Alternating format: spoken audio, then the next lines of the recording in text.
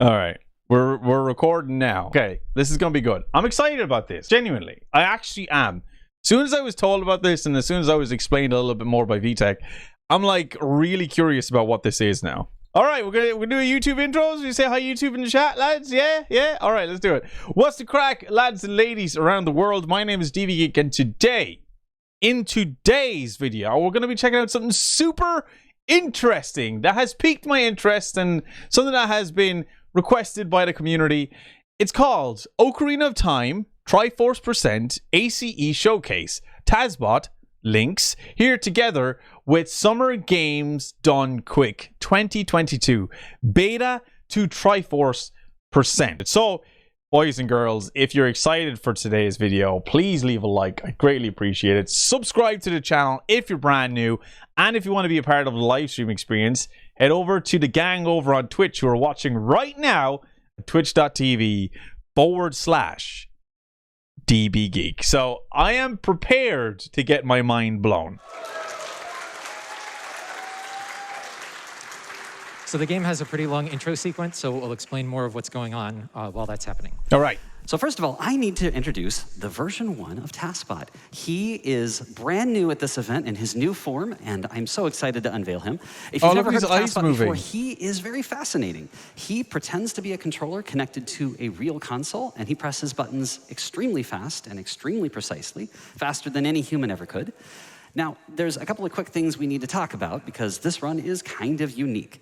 Most of the time, when you think about a speed run, you're talking about a human speedrunner, like Save State here, doing a run from start to finish as fast as they can with human effort. And we call that an RTA run, or a real-time attack. In the case of TASBot, he's usually playing back tool-assisted speedruns, or a TAS. Usually a TAS is made ahead of time with a lot of engineering challenge effort put into it. And what you're going to see here today is fascinating because we can't do just a TAS in Ocarina of Time for a number of technical reasons. We'll always end up with a desync. So instead, right now we're having Save State play. They'll play through to about a few minutes in, and then at a certain point, we'll connect TASBot to all 4 controller ports. TASBot will press a series of button presses very quickly to achieve what we call ACE. More on that in a second. And we'll get to a point where we'll pass control back to Save State. They'll continue playing on controller 1, while TASBot will continue to be connected to ports 2 through 4. Then, a lot of interesting things are going to happen. You're going to enjoy this. Now, there's a couple of things we need to talk about ACE and SRM.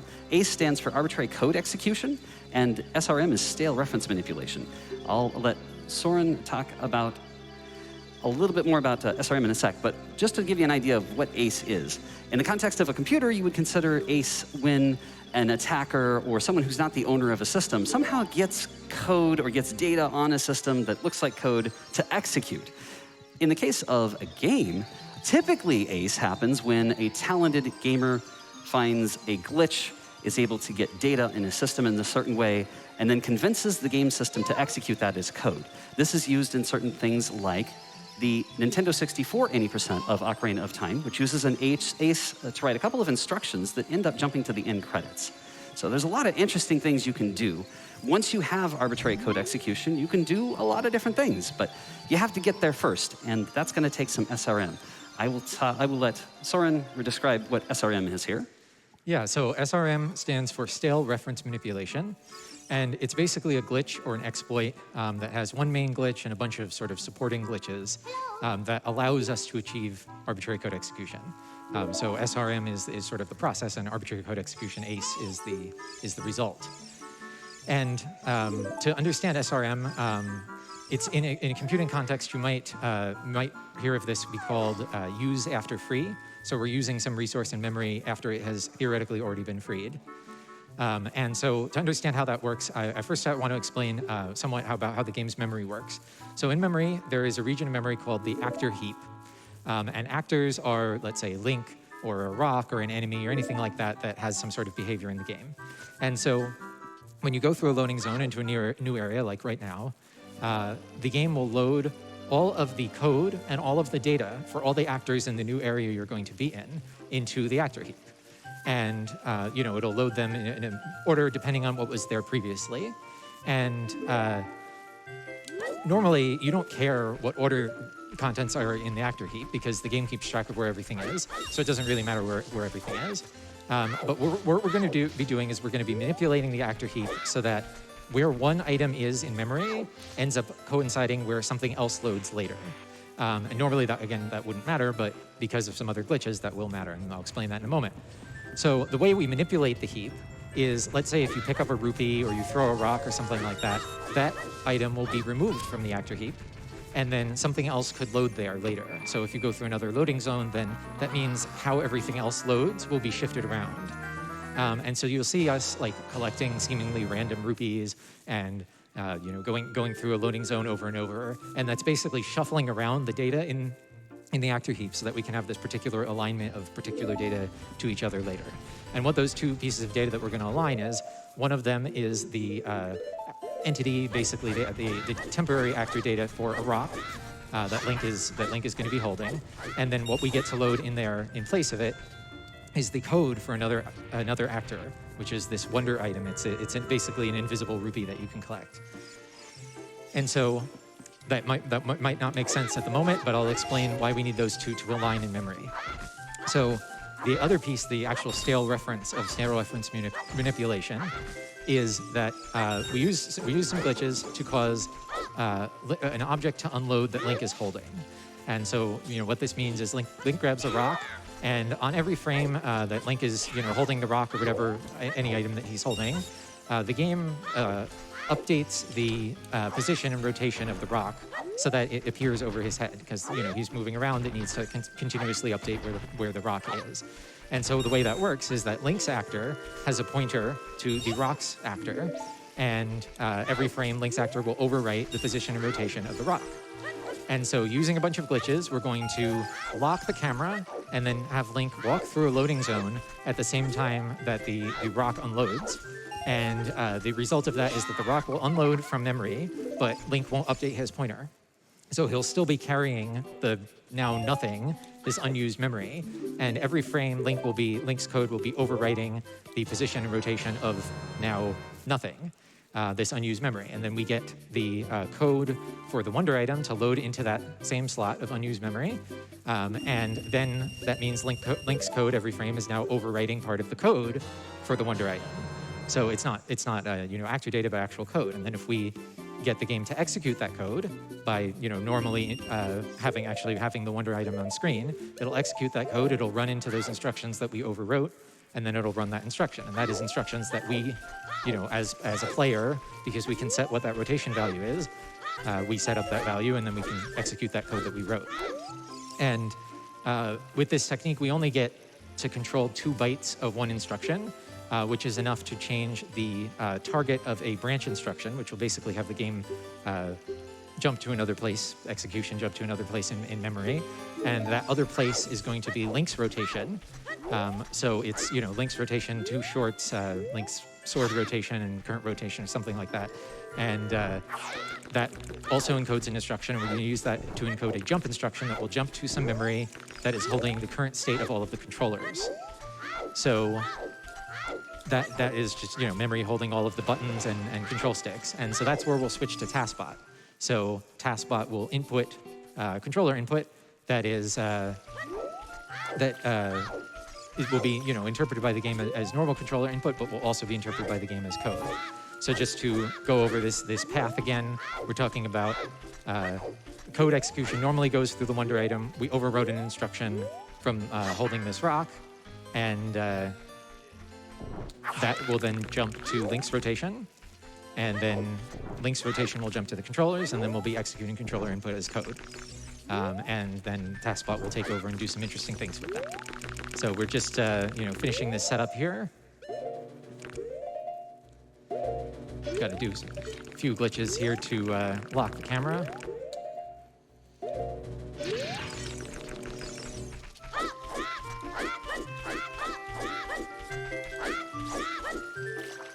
So the camera is locked and sort of in a strange state now. I'm going to go over and change the angle of the camera and get the camera locked into a different place.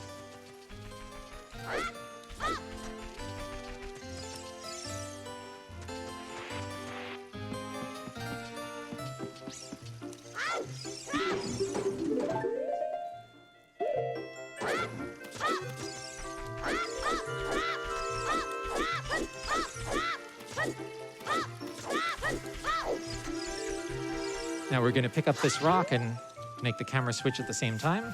Now we have to walk off screen holding the rock and manage to navigate out of the loading zone holding the rock without any visual reference. So just take a moment here.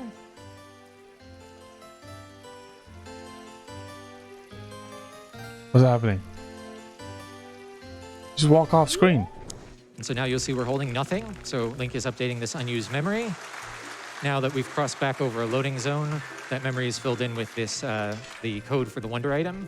And when we put down the rock, that's the last time we've updated that rotation value, which is now overwriting part of the code. And now we have to set up Link's rotation.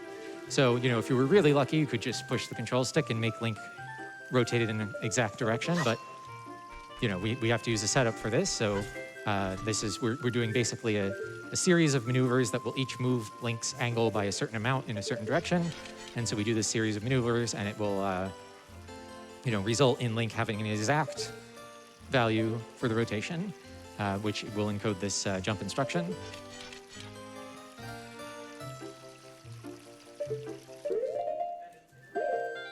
So almost ready for TaskBot here. We just have to have, we're buffering a turn. We have to have Link aiming in the exact right location here. I think that's it. Yep. So now I'm going to switch controller 1 over to TaskBot. So TaskBot is now connected to all 4 controller ports. Starting TaskBot. What's happening? And we're going to play a short task movie here, about 20 seconds or so. So right now, the game is, you know, interpreting the controller input as Link wiggling around, but also interpreting the controller input as code. At first, it's 1 instruction per frame, and then it goes a bit faster. And after a few seconds here, you'll see a little green bar in the corner of the screen. That means this was successful. That was the big moment, though you may not have realized it. And so now we've switched. So we've switched controller 1 back to TaskBot, back to save state. So they will continue playing on controller 1 for the rest of the run. But TaskBot remains connected to controller ports 2, 3, and 4 this whole time. And so we just had to go into a house to clear out some residual glitches that were active. What is this? For the arbitrary code execution. So here's our first piece of content to show here. This is the inventory editor. This was created by the developers to, you know, be able to more easily test the game and, set up Link's state. We basically just had to supposed to be write there. 1 byte to memory in the pause screen to turn on the inventory editor and be able to use it. So you may have actually seen this in the Majora's Mask speedruns, at least at one point. Yeah, so we don't have to go to the dungeons and get the items legitimately. We just give ourselves all the items we're going to need throughout the rest of the run. That is unbelievable that you can get access to that. So this piece brings us to our next piece of content here. This is the R-Wings from Star Fox 64. You may have actually seen this. Sorry, you may have actually seen this at home. If you have a Game Shark, you can run a couple of Game Shark codes and get it to spawn. The developers of Ocarina of Time back in 1998 created the R-Wing to be able to test physics for the fire dragon Volvagia. And it has its own animations and sounds and everything. But we were able to dispatch it with the boomerang pretty easily here. So that brings us to our next piece of content here. So some of you may have played Zelda 1 on the original Nintendo. And on Zelda 1, the Lost Woods was a place that you could go, just like here in Ocarina of Time. And it was 1 screen with exits north, south, east, and west, just like this first room here in Ocarina of Time, in the Lost Woods in Ocarina of Time. And in Zelda 1, you had to learn a code from some NPC or somebody that was north, west, south, west. You had to go through the exits in the woods in the order northwest, southwest. If you did, you would get through the woods successfully. And if you didn't, you would fail and you would get thrown out of the woods. But here, if we go north in the first room in Kokiri and Lost Woods, we just immediately get thrown out of the woods. And so you would think that that means that this code can't possibly apply to Ocarina of Time. But actually what we're doing here is we're getting lost out of a north-facing exit, and then getting lost out of a west-facing exit, and then out of a south exit, and then a west exit. So it's the same code, but it's actually getting lost multiple times. And this is the last one, the west exit here. And so we just have to re-enter the woods a 5th time. You hear a Zelda chime. That means we've unlocked something. So, it isn't really clear if maybe nobody tried repeatedly getting lost in all these different exits in this pattern, or maybe if they did, that they didn't know where to look next, because you'll miss him if you don't know where to look. This is a beta Kokiri. So this is our next piece of beta content to show here. There's actually several beta Kokiri bodies and a few different beta Kokiri heads left on the cartridge. This is actually, actual beta content left on the cartridge. And so this beta Kokiri is looking for some kind of bug, but he doesn't want the bugs that we have in our bottle. He wants some flying bug, something about flowers. So we've got to, this is typical, child Link side quest. We got to find a bug for a Kokiri. This is what Link has to go through. So this brings us to our next piece of beta content here. So in Ocarina of Time and Majora's Mask, you may have noticed butterflies in the games, sometimes fluttering over a hidden grotto or around a torch in Majora's Mask or something like that. And in Ocarina of Time, left on the cartridge, there is a 3D model the get item model for a butterfly. And there is also an entry in one of the item tables for a butterfly with all of the other bottle items. So it's pretty clear that at some point in development, it was intended that you could catch a butterfly in your bottle. And so, here, this is, the shop normally doesn't have a butterfly on sale. But since we have talked to the beta Kokiri and he's looking for a butterfly, we can talk to the shopkeeper, and he will now respond to this. And we're gonna try to be quiet so y'all can read the on-screen text.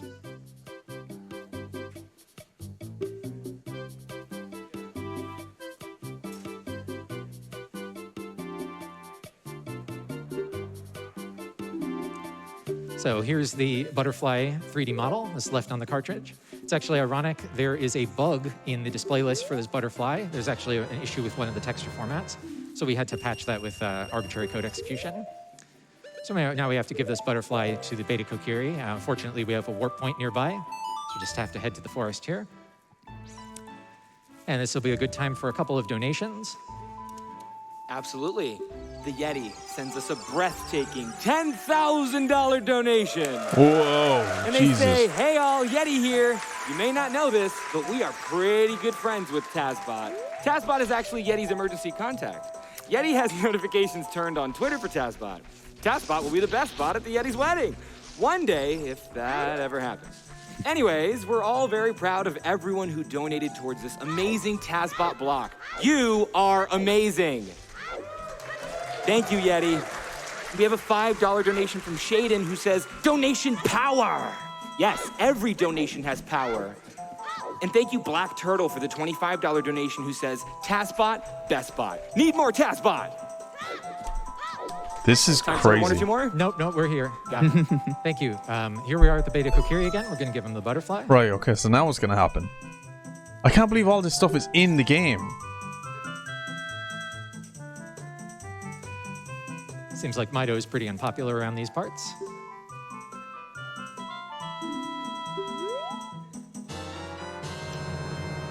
So this magic powder is actually a normal Adult Link trading item, except it's normally called Odd Potion. The magic powder, even though it's pretty clearly some sort of powder on a napkin or something like that, the magic powder was introduced in Legend of Zelda: Link's Awakening, like which is the game mushrooms. right before Ocarina of Time. So I'm not really sure why they translated it as Odd Potion. But anyway, normally this is adult-only item, but we have it now. Skull We're going to Kid. use it here in the same place that Adult Link normally uses it. Uses it.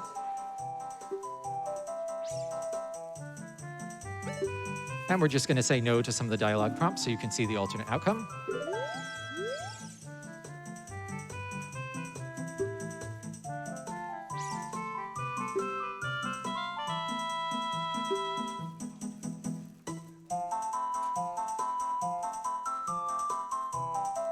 And Mido. Not a popular guy around here. No? Nope.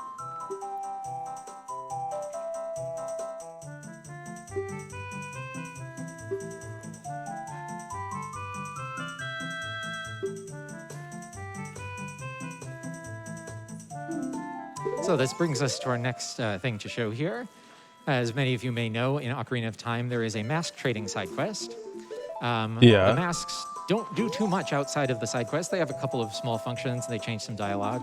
They don't really have any serious magic power. We just upgraded the Gerudo mask here.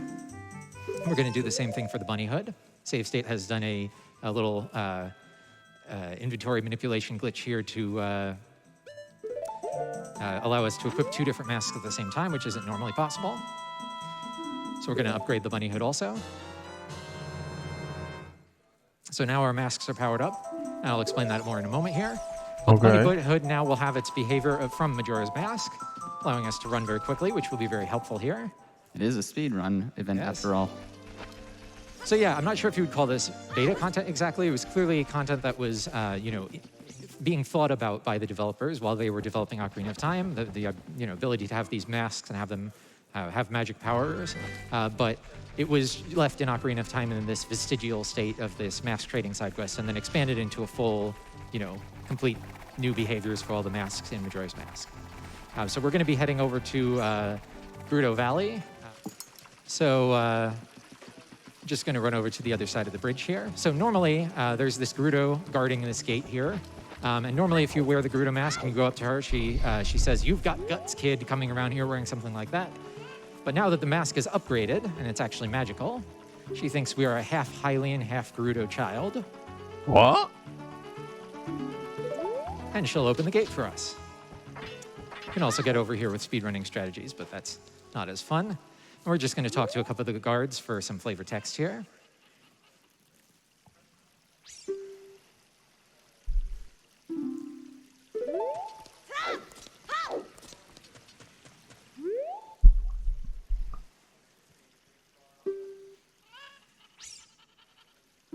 Sounds like they have a pretty tough life out here in the desert. Gotta make sure they don't see us, I actually can't believe this amount of content is actually in the base game. So we're just going to talk to a couple more Gerudos here so you can see more of their backstory. Normally don't get to interact with them as Child Link.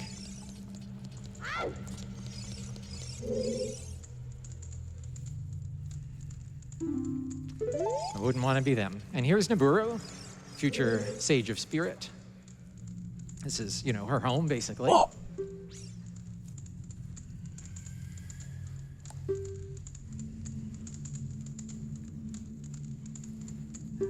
This is mental.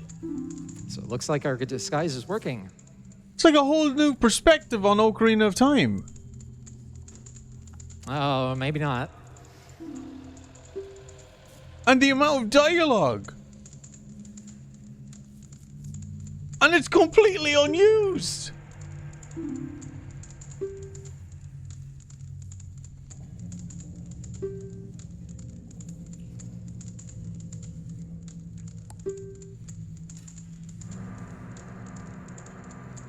Sounds like Ganondorf is not popular around here either.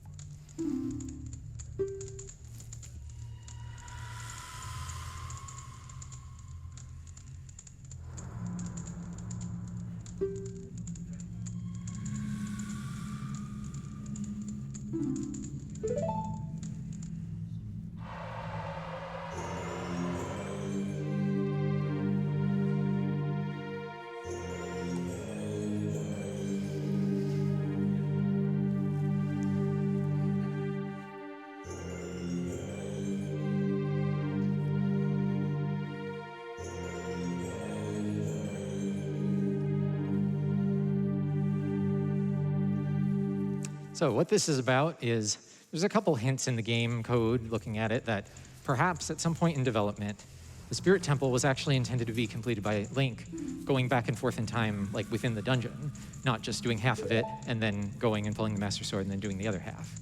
So if that was the case, Link would need some way to go back and forth in time, you know, without pulling the Master Sword. And Naburo would need to be able to teach him this ability that he would need.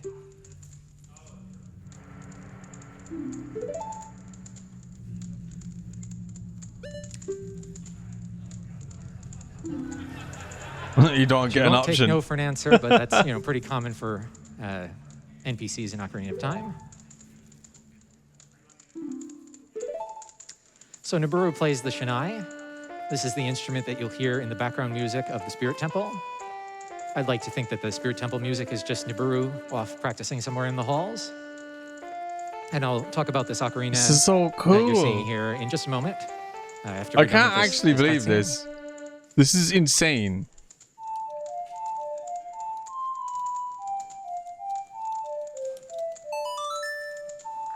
This is...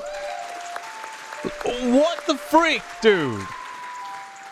It's a little tricky to input. You can see why Nintendo didn't leave this in the final game.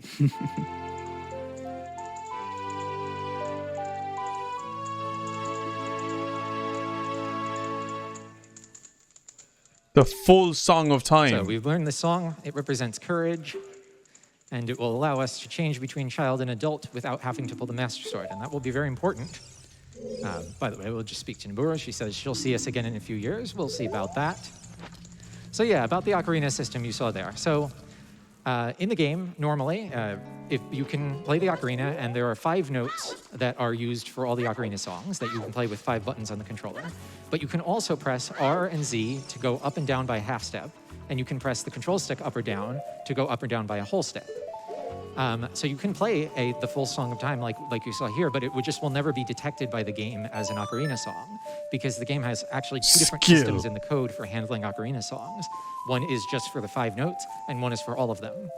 So what we did here is made a couple patches with arbitrary code execution to basically make it that it was using, yes, yeah.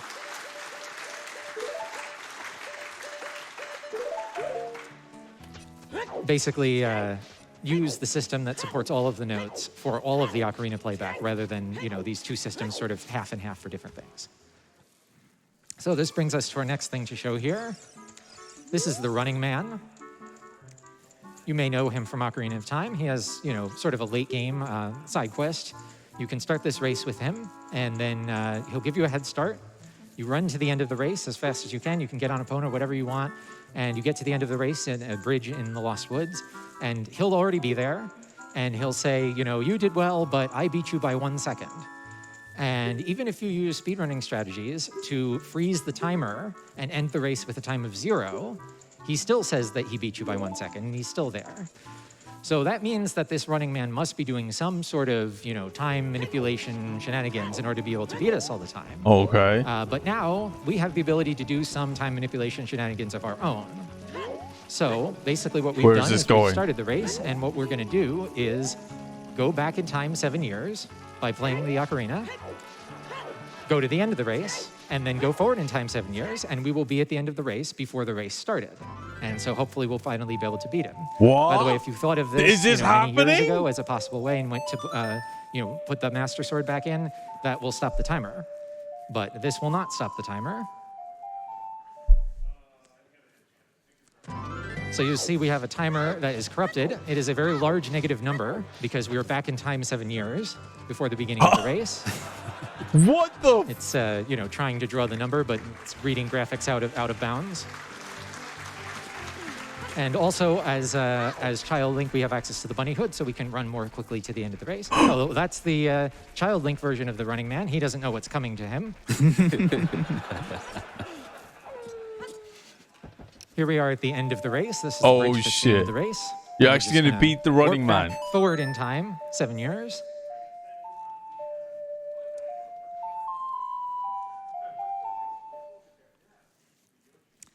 You see our timer is still corrupted, but it's actually at negative 7, 6, 5, and here he comes. And the timer ends on 0.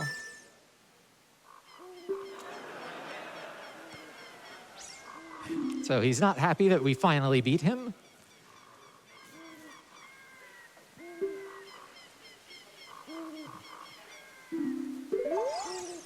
So any NPC in Ocarina of Time, if we complete their challenge or help them out or anything like that, they have to give us a reward.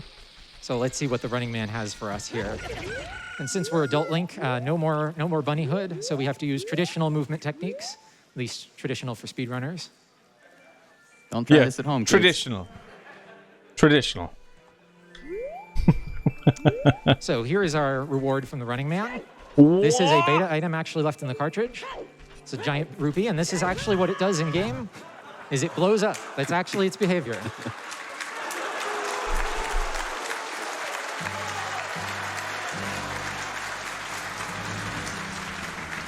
So he is not happy about that. What the hell? He's actually fighting you? It's like a hidden boss? What the? But we'll be fine. He's He's so fast that we can't shoot him with arrows. He just runs out of the way. He'll dodge a lot of stuff. We can avoid, you'll see we got knocked back, but we didn't take damage from that. We can shoot him a couple times when he's getting up there. Also, he's vulnerable to crouch stabs if you hit him at the right timing. He doesn't know how to jump over those. Holy!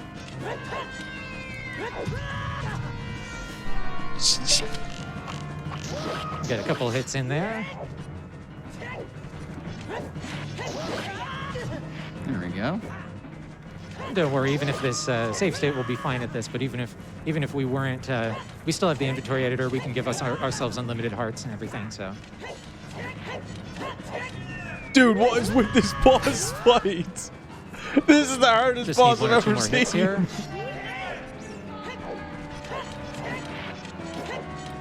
Oh my god.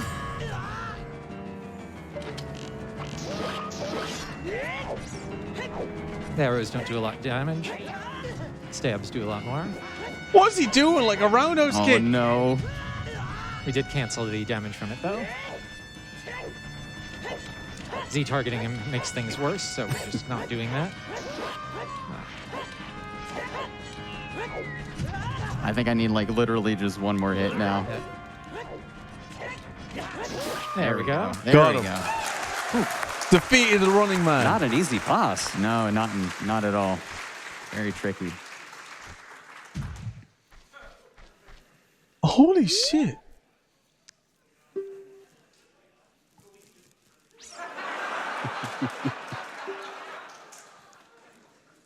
So now we get to see some of the running man's backstory.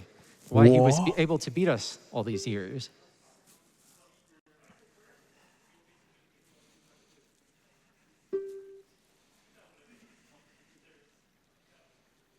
Found some object here.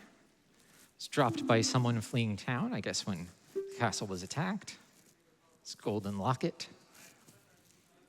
What? Not sure that's how physics works, but It's a video game.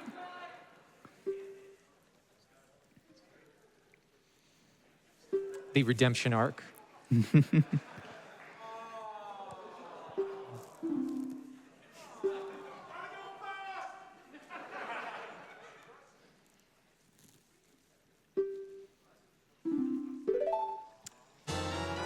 So here we have the Sage's Charm. This has enhanced our magic power. It represents power. You can see it has doubled our magic bar again. And it says, equip the Sage's offerings. So we'll do that in just a moment after we watch the running man run off into the sunset. Oh So- my god. So this is another beta feature from Ocarina of Time. This was shown in pre-release I actually got screenshots and videos. chills the ability right to now. Equip the medallions. So the original version of Ocarina of Time, the magic spells were the medallions. You would equip them to see and then use them. So for example, the fire medallion was replaced with that magic spell was converted into Din's Fire. But there were all 6 of them. They all did interesting things. This was also back when there was a wind temple and some other beta stuff. So we're just going to head in here to Zora's Domain. Before Damn, we get in there, dude. I'll mention, so He's fast in at Ocarina that. of Time, normally, when you complete one of the Adult Link dungeons, you dispel Ganon's curse on the area. So for example, in Kokiri Forest, it was originally covered in monsters, and then when you beat the Forest Temple, well, the monsters go away.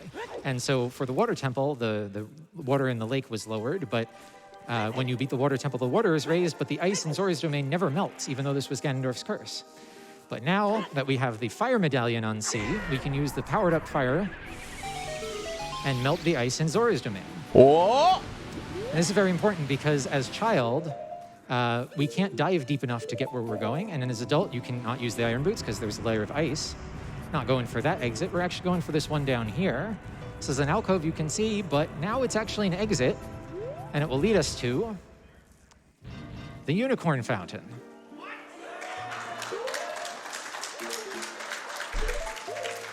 The So this is a Unicorn beta area Fountain. that was shown in pre-release videos and screenshots. It's basically a similar design to to the fairy fountains from Majora's Mask, but it has this extra unicorn statue here in the middle. And there's also the pedestal of the ocarina here. This is a real beta item actually left on the cartridge that we just had to spawn in here. And it is used as an ocarina prompt, of course.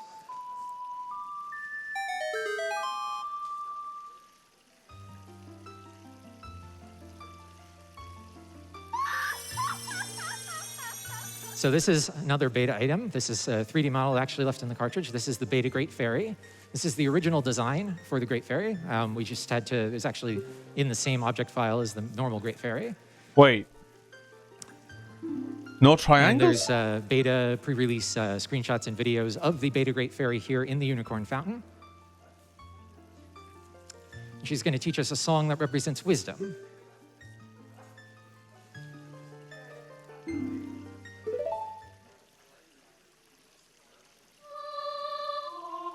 Overture of Sages.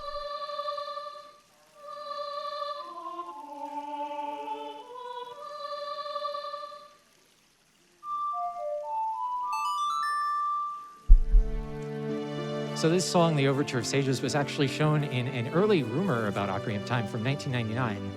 It wasn't really clear if this rumor was true or not because, you know, there were some issues with the screenshots. They looked a little bit photoshopped. But, you know, here we are learning The Overture of Sages from the Beta Great Fairy in the Unicorn Fountain.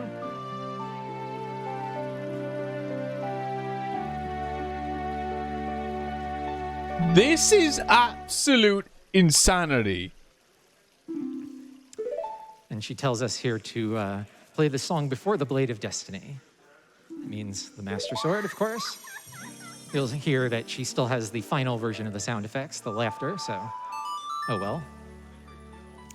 And so we're going to do exactly what she told us, which is go and play this song in front of the Master Sword. We have a warp there. So you play the song now in front. This is. And so, you know, it's very important. We're Adult Link, but we became Adult Link without ever pulling the Master Sword, and that means that we never opened the Door of Time. We never pulled the Master Sword. Ganondorf never got into the Sacred Realm, and the world isn't destroyed. This isn't how it looks like normally as Child Link, but we're Adult Link here in this scene. So we gave ourselves the 3 spiritual stones in the inventory editor at the beginning, so we have them. So we're just going to go and, you know, open the Door of Time sort of go like ahead normal, and just but, put them in there because, you know.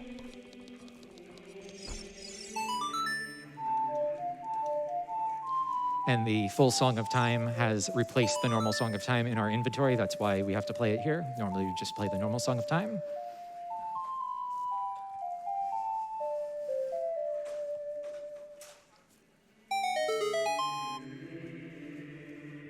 So this is a normal cutscene, except normally only Child Link can be in this cutscene. And in fact, if you can see the spiritual stones clip into Link's head there because he's taller than he should be. And in fact, if you use speedrunning strategies, skip the Door of Time, and get into this cutscene as Adult Link normally, the cutscene will play out, but the Door of Time does not open. Right. We looked at the code. It looks like it's probably just an oversight on their part, but it would be nice to think that it was a, you know, an anti-cheat measure where, you know, if you speedrun your way here, you can get your cutscene, but you can't get your door.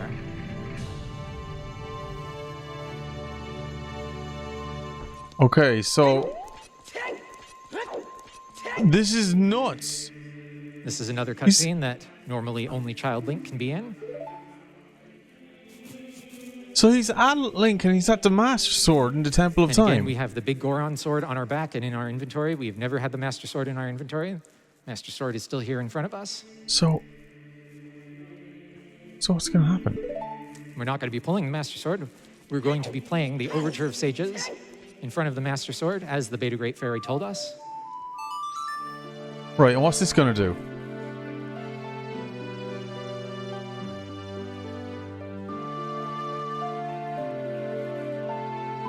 It says, warp to the Sacred Realm.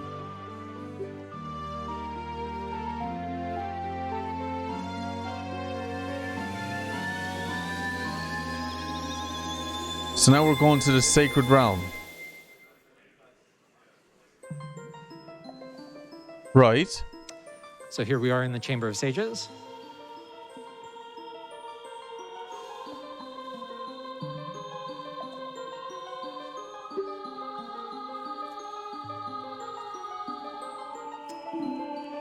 So we got the full Song of Time, which represented courage. We got the Sage's Charm, which represented power, and we got the Overture of Sages, which represents wisdom. So our heart is now in balance between the 3 virtues. And so you'll notice these side platforms here in the Chamber of Sages. These are actually in the scene normally. You'll see them in the cutscenes, but normally we don't get control in this scene. And normally we certainly don't get bridges that will lead us to the side platforms. What the fuck?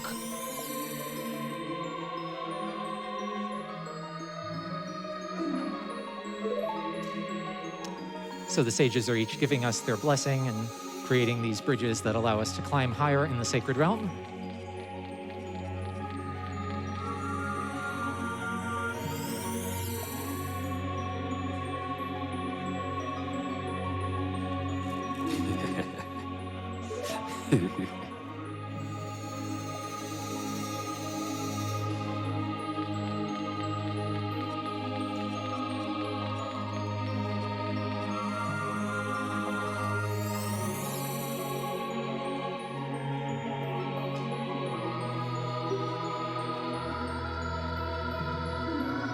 Yes, that's what they call love at first sight.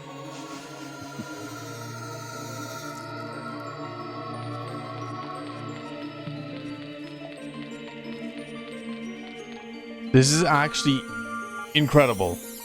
This is incredible. So Naburu said that she'd see us again in a few years, so here we are.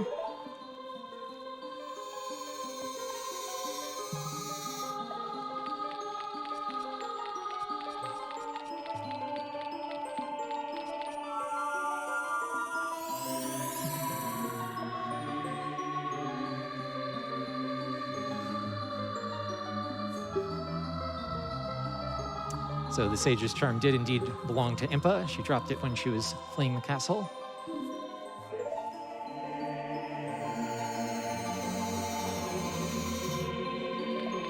So those are the 6 sages. There's one more platform up here. Right. Triforce.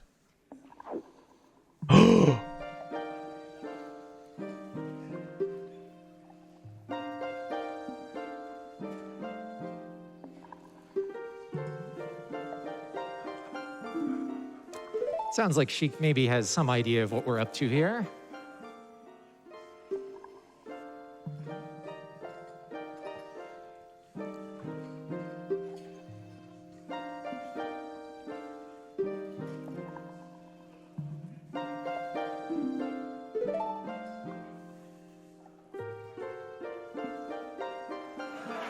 Are you Zelda? Are you a boy or a girl? I think we all want to know the answer to that question.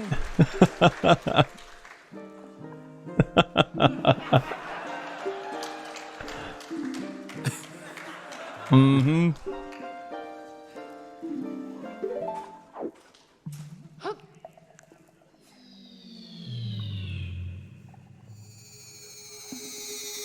What the hell? This... What? Before we go through this story, I just want to remind all of you, for everyone who's just joining us, that this is an original, unmodified copy of Ocarina of Time, and this is a real original N64. We haven't modified anything about the game in advance. All we've done is press buttons on 4 controllers very quickly and very precisely with the help of TASBot. So this really is vanilla Ocarina of Time, just with a lot of glitches, and a lot of very careful building on those glitches to create everything you're seeing here. Folks, enjoy.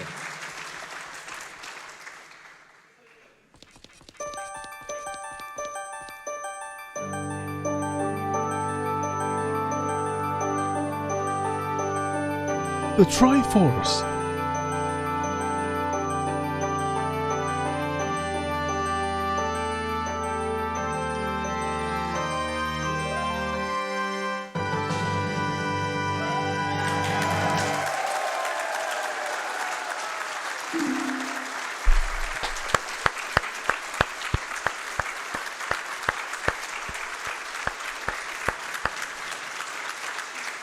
After 23 years, the dreams of millions of players around the world have finally come true. This run actually is not called Ocarina of Time Beta Showcase. The true name of this run is Triforce %, because this is how to actually get the Triforce in Ocarina of Time. But that isn't quite the end of the run. We have a bit more to show you today. Please take a look at this. Huh? Link? Link.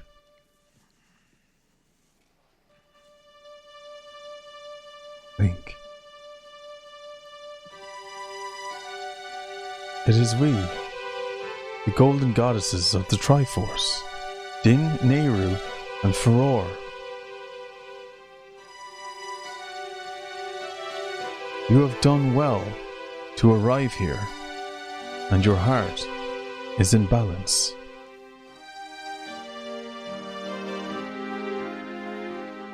You are now the master of the complete Triforce. The true force stirs within you. Now, Link, what do you wish for? Be King of Hyrule, rupees, or see the future? What? So what do you think we should wish for? Well, King of Hyrule is a lot of responsibility. Yeah, rupees, I gotta tell you, folks, I think you should be giving your rupees to Doctors Without Borders instead. So, see the future? shout out to Doctors Without Borders, of course. So what do you think, folks? Should we see the future? What is this? I would have chosen rupees. Then I wouldn't have had a big enough wallet. Now what?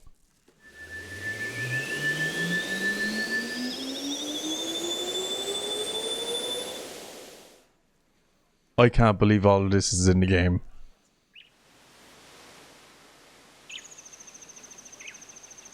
Oh. What?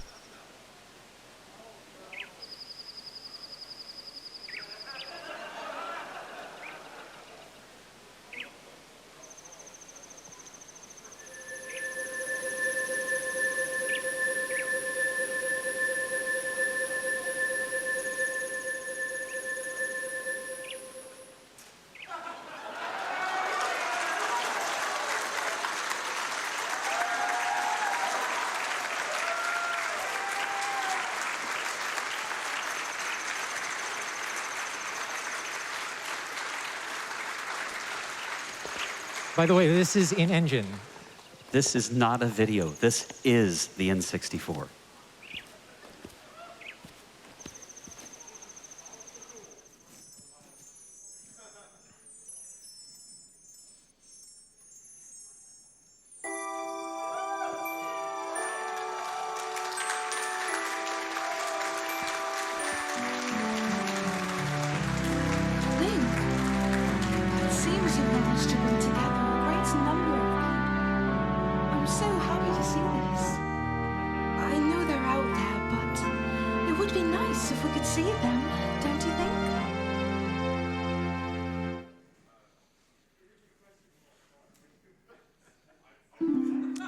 All right, everyone, type "here together" in the chat. Now is a fantastic time to subscribe. Don't forget, you can gift sub people. If you are subscribed, type "here together" in the chat, or just try a few emotes that are really popular.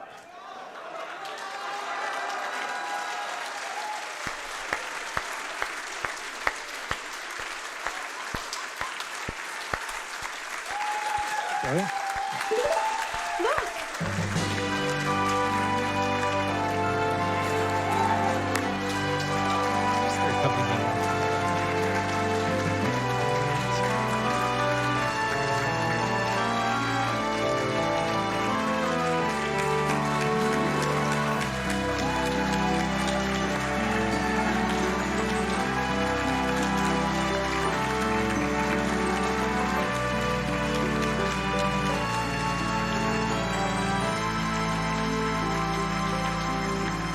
To see our future.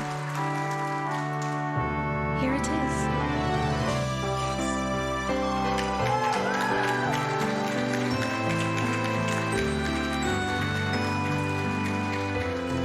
Oh, That's really freaking sweet, dude. I can only imagine what it would be like witnessing this as a fan for the last 20 plus years of the series. And it's like, damn. Thank you, Link, for all you have done for us. ゼルダ姫、ありがとう。一緒に未来を作りましょう。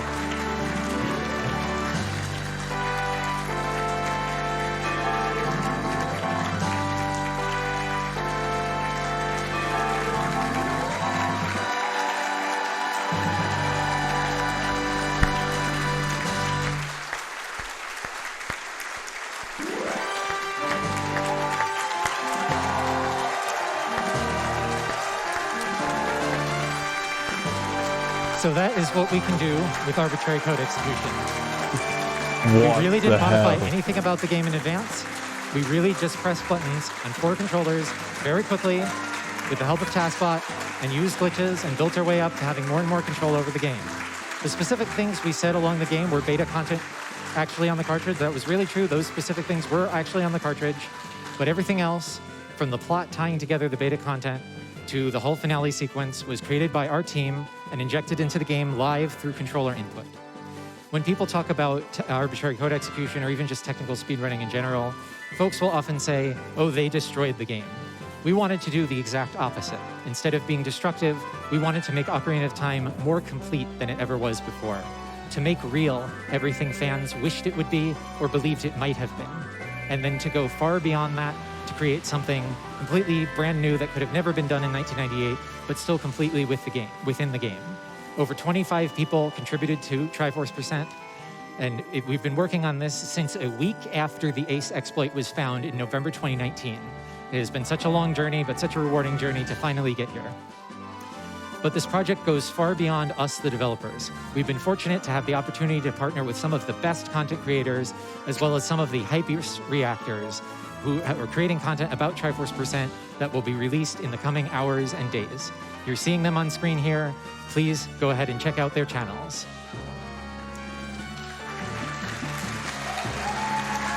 I want to give a big shout out to GDQ for lending us their platform and helping us help them raise money for Doctors Without Borders. To Save State, because I'm not actually good enough at the game to do the ACE setup myself. To Dwango AC for giving me a chance when I first approached him about this in early 2020. And most of all, to the fan community, whose dreams and dedication to this game are the foundation of this project. The community is the future, so let us create the future together. Thank you all so much for watching.